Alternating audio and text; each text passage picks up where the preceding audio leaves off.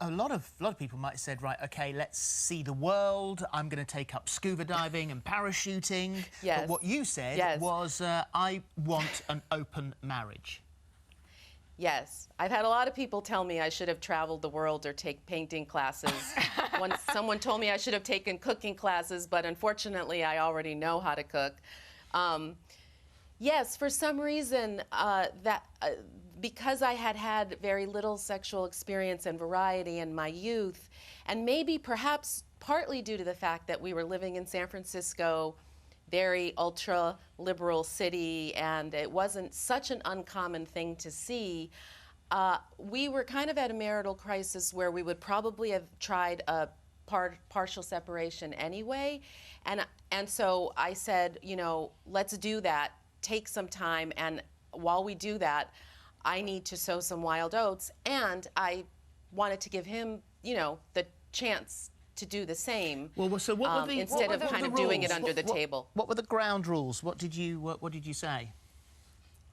The ground rules were safe sex, obviously, and not to get seriously involved with anyone else, and not to refrain from mutual acquaintances. And two rules that you broke almost immediately.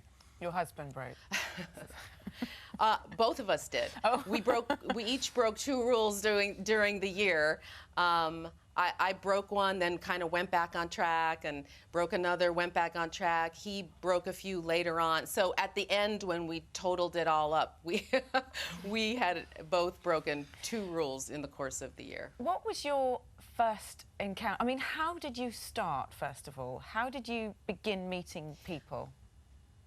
Well, I was a very busy magazine editor, working long hours in San Francisco, and never in my life had ever picked up a man in a bar or had a one-night stand, and didn't really feel like doing it that way.